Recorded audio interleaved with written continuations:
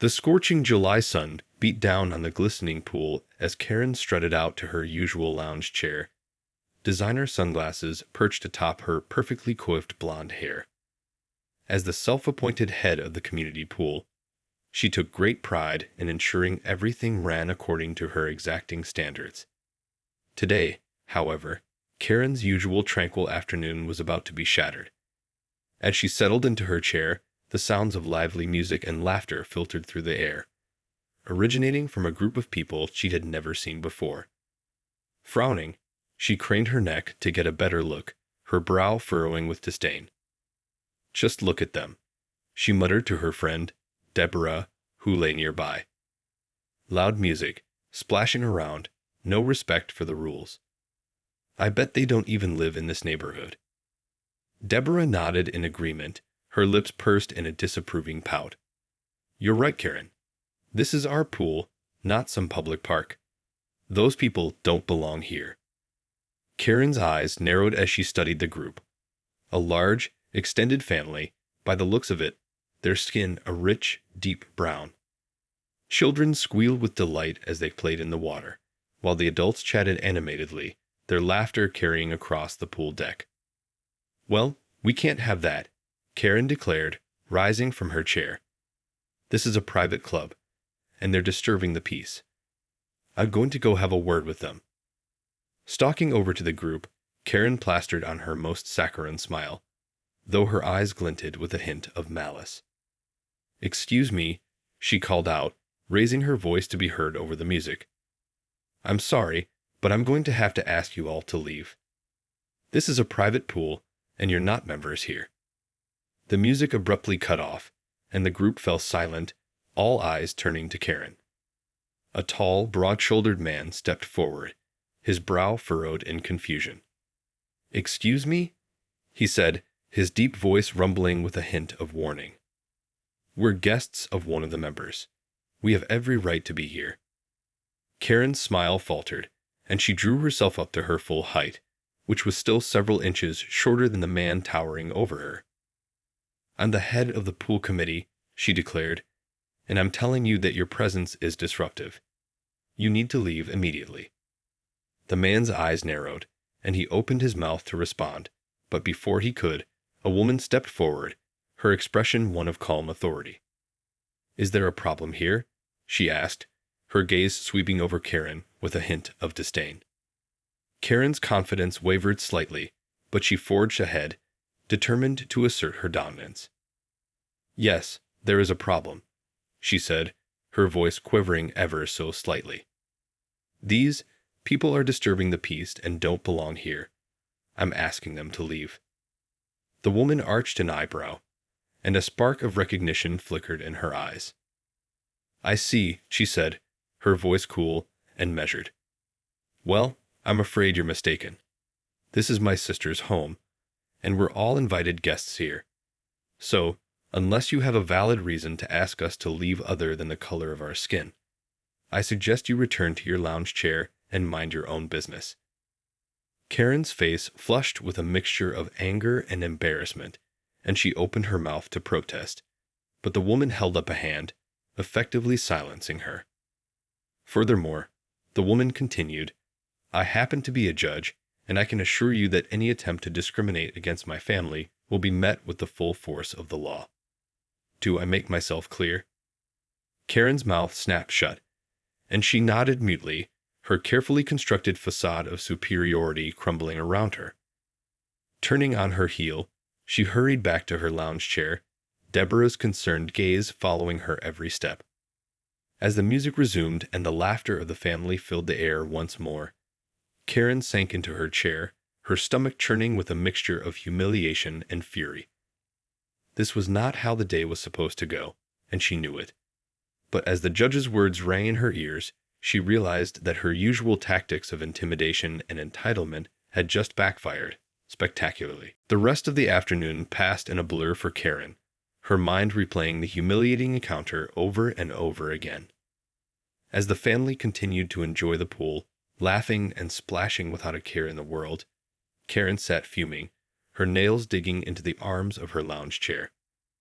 How dare that woman undermine her authority? Karen was the queen of this pool, the one who set the rules and ensured that everyone followed them. And now, some stranger had swooped in and made her look like a fool in front of everyone. Deborah, sensing her friend's distress, tried to offer words of comfort, but Karen waved her off, her jaw set in a stubborn line. "I can't believe she had the nerve to pull the judge card on me," Karen muttered, her voice dripping with resentment. "As if that's supposed to scare me. I run this place, and I'll do whatever I damn well please."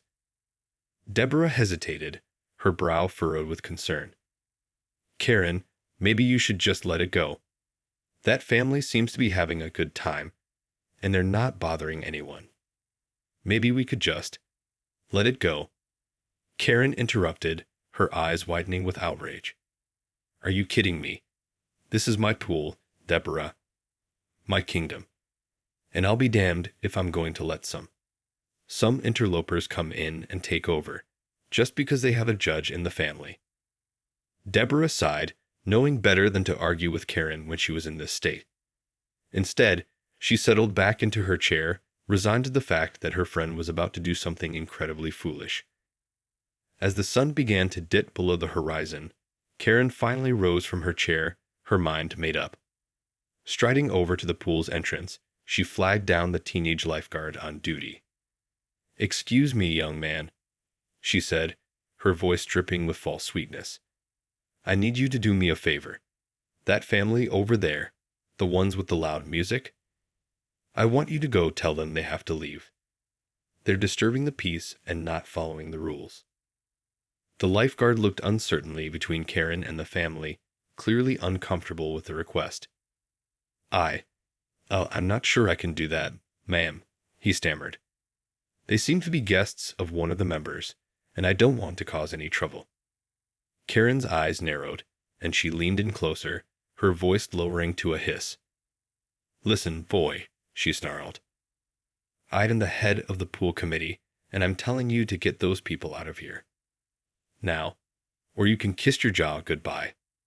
The lifeguard's eyes widened with fear, and he reluctantly nodded, turning to approach the family. Karen watched with a twisted sense of satisfaction as he delivered the message, the family's expressions shifting from joy to bewilderment, and finally to outrage. But just as the lifeguard was about to usher the family out, the tall, broad-shouldered man from earlier stepped forward, his eyes blazing with fury. "What is the meaning of this?" he demanded, his voice rumbling like distant thunder. "We were invited here, and we've done nothing wrong."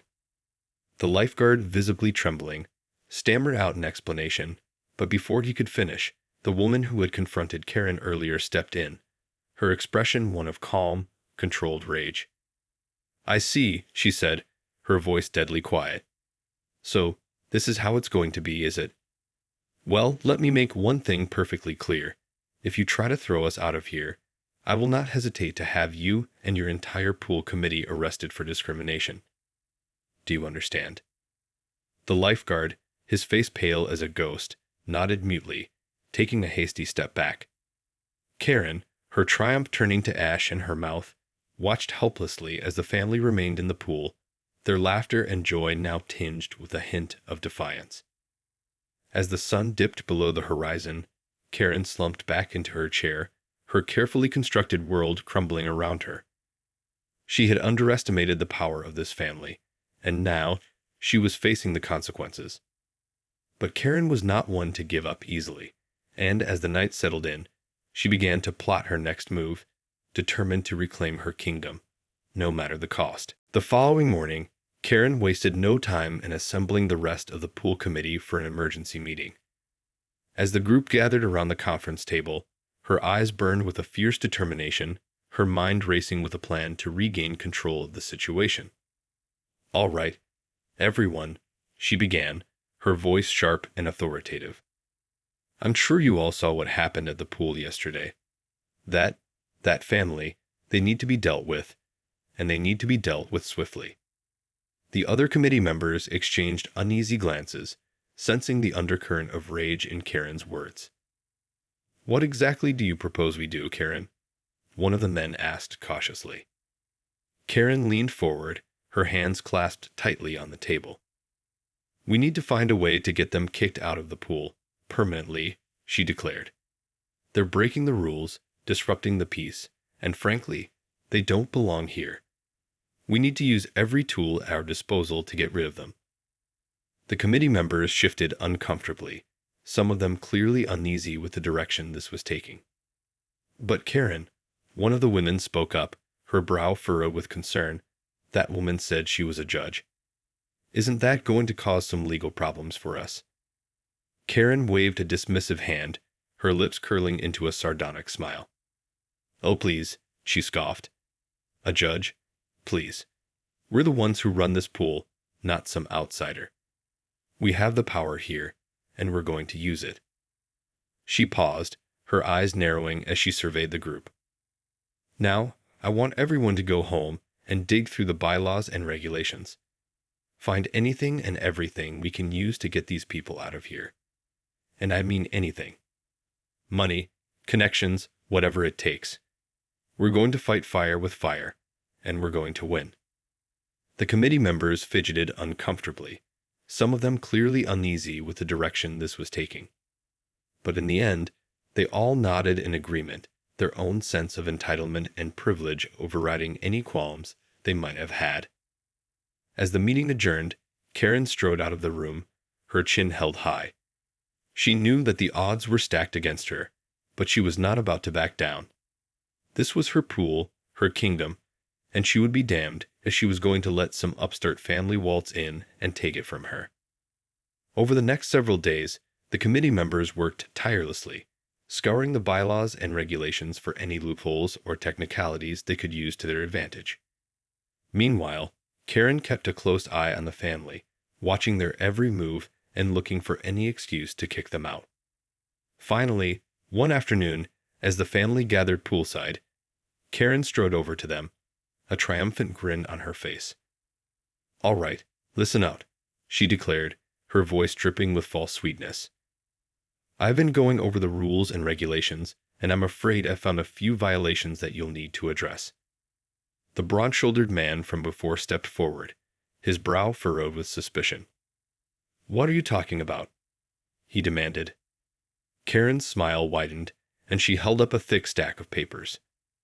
"Well, for starters, it says here that all guests must be accompanied by a member at all times. And I don't see any of your names on the membership roster." The man's eyes narrowed, and he opened his mouth to protest, but Karen held up a hand, silencing him. "And that's not all," she continued. "It also says that music must be kept at a reasonable volume, and that the pool deck must be kept free of clutter. And I'm sorry to say, but your little gathering here violates both of those rules."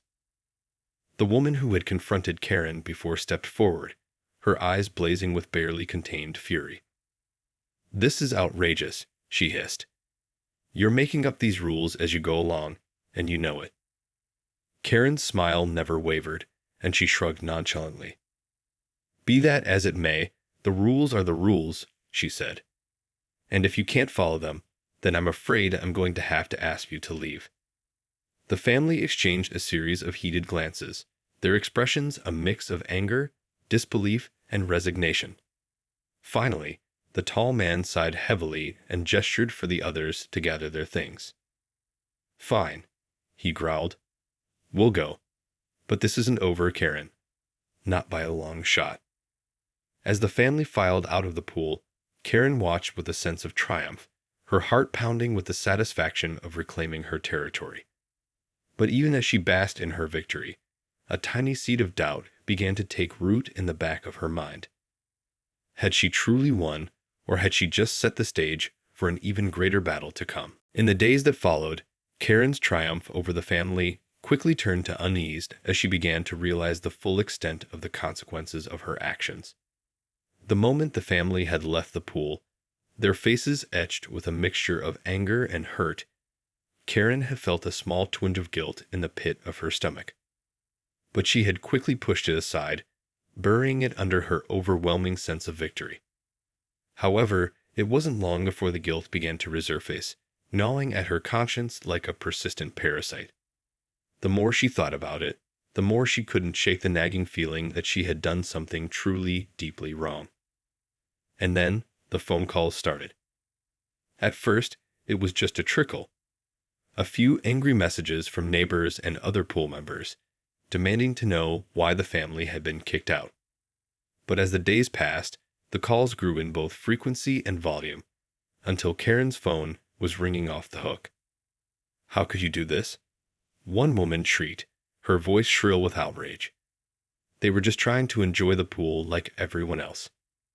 "This is discrimination, pure and simple," a man bellowed. "I'm canceling my membership, and I'm telling all my friends to do the same." Karen tried to explain, to defend her actions, but the callers would have none of it. They were relentless, their fury and indignation washing over her in waves, until she felt utterly overwhelmed. And then the final blow came in the form of a letter, delivered to her doorstep by a somber-faced courier.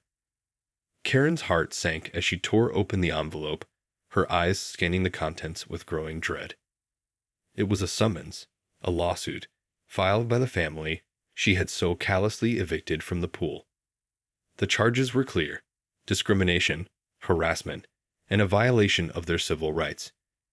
And at the bottom of the document, in bold letters, was the name of the family's legal representative, the very same woman who had confronted Karen that fateful day at the pool.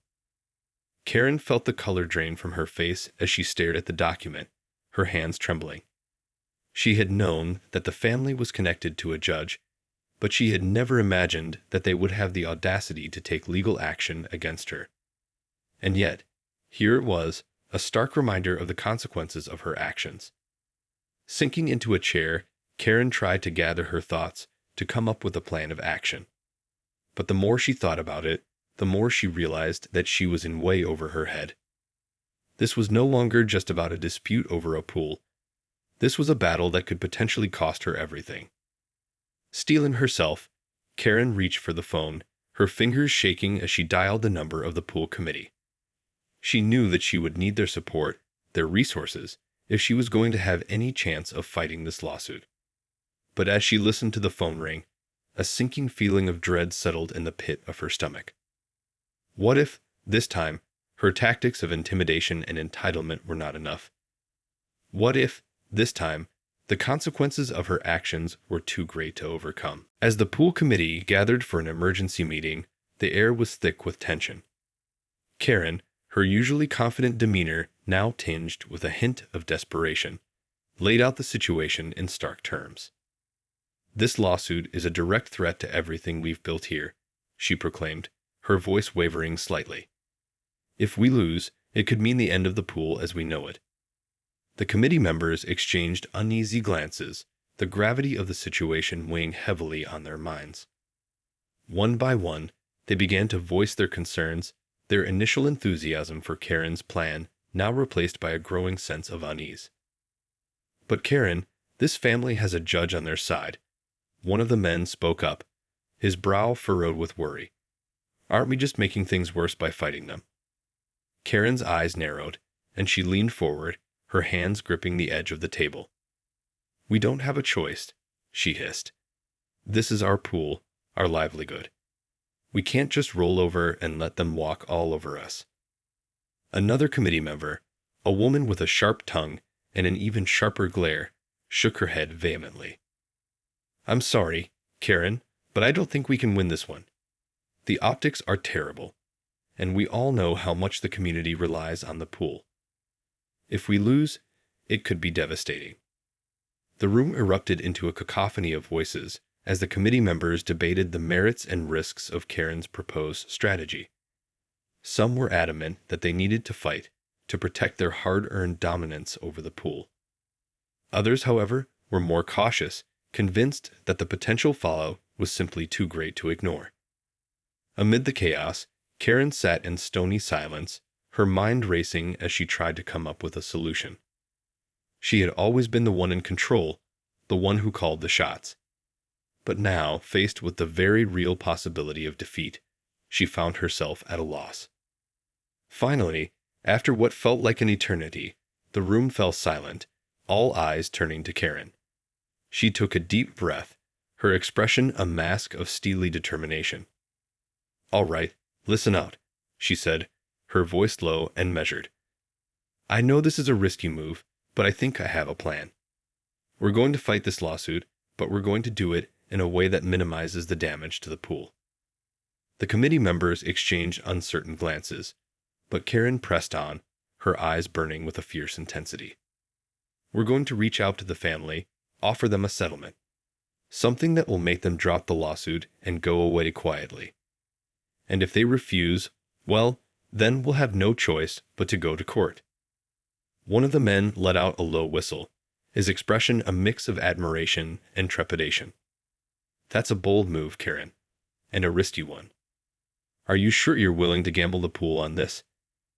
Karen's lips curled into a sardonic smile, and she nodded resolutely. "I don't have a choice," she said, her voice tinged with a hint of desperation. "This is my pool, my kingdom. And I'll be damned if I'm going to let anyone take it away from me." With that, the meeting was adjourned, and the committee members scattered, each lost in their own thoughts and fears. As for Karen, she sat alone in the empty room, her mind racing as she contemplated the high-stakes game she had just set in motion. In the days that followed, Karen worked tirelessly, putting her plan into action. She and the pool committee carefully crafted a settlement offer, one that they hoped would be enough to entice the family to drop their lawsuit and walk away. The offer was substantial, a sum of money that would have been enough to cover the family's legal fees and then some. But as Karen sat across the table from the family's representative, the judge's sister, she couldn't help but feel a growing sense of unease. The woman's expression was impassive, her eyes betraying no emotion as she listened to Karen's proposal. Finally, after what felt like an eternity, she spoke, her voice calm and measured. "So, let me get this straight," she said, her gaze fixed on Karen. "You're offering us a substantial sum of money to make this all go away, to sweep it under the rug and pretend it never happened." Karen nodded, her fingers tapping nervously on the tabletop. "That's correct," she said, her voice tinged with a hint of desperation. "We just want to resolve this matter as quickly and quietly as possible." The woman leaned back in her chair, her lips pursed in a thoughtful frown. "And what happens if we refuse?" she asked, her brow arching ever so slightly. Karen swallowed hard, her mouth suddenly dry. "Well, then we'll have no choice but to fight this in court," she said, her voice barely above a whisper. The woman nodded, her expression unreadable. "I see," she said, her gaze drifting to the window, where the pool shimmered in the afternoon sunlight. "You know, when my sister first told me what happened, I have to admit, I was furious. The way you treated our family, the way you tried to use your position and your power to silence us. It was, well, it was disgusting, to be honest." She paused, her eyes slowly returning to Karen's face. "But then I started to think about it, and I realized that this isn't just about us. It's about every single person in this community who's been on the receiving end of your entitled, discriminatory behavior. It's about sending a message that your brand of justice will no longer be tolerated." Karen felt her stomach twist into knots, the woman's words striking a deep chord within her. "So, let me make this perfectly clear," the woman continued, her voice hardening. "We won't be accepting your settlement offer. Instead, we're going to take this to court, and we're going to win. And when we do, we're going to make sure that this pool, and every other institution like it, is held accountable for its actions." Karen opened her mouth to protest, but the woman held up a hand, silencing her. "Save it, Karen," she said, her eyes narrowing. "The time for your games and your manipulations is over. It's time for you to face the consequences of your actions." With that, the woman rose from her chair, gathered her belongings, and strode out of the room, leaving Karen to stare after her, her mind reeling with a mix of fear, anger, and a growing sense of dread. As the door clicked shut behind the woman, Karen felt a chill run down her spine. She had gambled, and she had lost. The lawsuit was moving forward, and she knew that this time, Her usual tactics of intimidation and entitlement were not going to be enough to save her. Slowly, she rose from her chair, her legs trembling beneath her. She had to get back to the pool committee to warn them of the impending disaster that was about to unfold. But as she made her way out of the room, a tiny voice in the back of her mind whispered a question that filled her with a growing sense of unease. What if, this time, the consequences of her actions were simply too great to overcome? As the lawsuit moved forward, the tension in the community only continued to escalate. Word of the incident at the pool had spread like wildfire, and it wasn't long before the story was the talk of the town. Karen and the pool committee found themselves at the center of a growing media storm, with reporters and activists descending on the pool, demanding answers and demanding justice. The family's side of the story, told with eloquence and passion, quickly gained traction, stirring up a wave of public outrage that threatened to engulf the pool and all those associated with it. Despite Karen's best efforts to control the narrative, the facts of the case, the blatant discrimination, the abuse of power, the disregard for the family's civil rights, were simply too damning to ignore. Even the pool's most ardent supporters began to waver, torn between their loyalty to Karen and the overwhelming evidence that she had crossed a line. As the trial date approached, the pressure on Karen and the pool committee only intensified. They had poured countless hours and resources into preparing their defense, but with each passing day, it became increasingly clear that they were fighting an uphill battle. The family's legal team, led by the judge's sister, was relentless, methodically dismantling the committee's arguments and exposing the true nature of their actions. The more they delved into the pool's history and operations, the more they uncovered a pattern of discriminatory practices and a culture of entitlement that had flourished under Karen's leadership. And then, just days before the trial was set to begin, a bombshell dropped. The pool's financial records were leaked to the media, revealing a tangled web of corruption and mismanagement that had allowed Karen and her cronies to line their own pockets at the expense of the community. The public outcry was deafening, with angry residents flooding social media and local news outlets, demanding the pool's immediate closure and the prosecution of those responsible. Karen, once the untouchable queen of the pool, now found herself the target of a growing movement of outrage and accountability.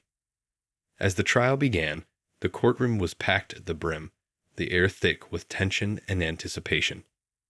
The family's lawyers presented a powerful and compelling case, painting a damning portrait of Karen's actions and the systemic racism that had festered within the pool's walls. And when the final verdict was read, the room erupted in a mix of cheers and tears. The family had won, their civil rights vindicated, and the pool's future now hung in the balance, its very existence threatened by the weight of its own misdeeds. As Karen sat in the back of the courtroom, her face ashen and her hands trembling, she knew that this was the end of her reign. The kingdom she had so fiercely guarded had crumbled around her, and there was no one left to save her from the consequences of her own actions. In the aftermath of the trial, the community was left reeling, grappling with the fallout of the scandal that had rocked the pool to its very foundation. The family's victory was bittersweet, tinged with a sense of sorrow and disappointment that such a battle had been necessary in the first place. As for Karen, she found herself cast out from the very community she had once ruled with an iron fist. The revelations of corruption and discrimination had effectively destroyed her reputation, and she quickly became a pariah, shunned by her former friends and allies. Stripped of her power and influence, Karen retreated into a self-imposed exile, her once proud demeanor now reduced to a shadow of its former self. She spent her days holed up in her home, tormented by the weight of her own actions and the knowledge that she had ultimately been the architect of her own downfall. The pool, meanwhile, faced an uncertain future. With its leadership in shambles and its reputation irrevocably tarnished, the community was forced to confront the harsh realities of what had transpired. Many called for the pool's immediate closure, while others fought to salvage it, hoping to transform it into a symbol of the community's resilience and commitment to diversity and inclusion. In the end, the pool's fate was decided not by the whims of a privileged few, but by the collective voice of the people. A series of town halls and community meetings were held, where residents from all walks of life came together to chart a new course for the pool, one that would ensure that the events of the past could never be repeated. And as the pool emerged, phoenix-like, from the ashes of its former self, the family at the center of the scandal found themselves the unlikely heroes of a movement that would ripple far beyond the confines of their own community. Their story, once a tale of discrimination and injustice, had become a testament to the power of resilience, of standing up for one's rights, and of the enduring spirit of a community that refused to be silenced. As for Karen, she remained a haunting reminder of the consequences of unchecked privilege and the dangers of wielding power without compassion.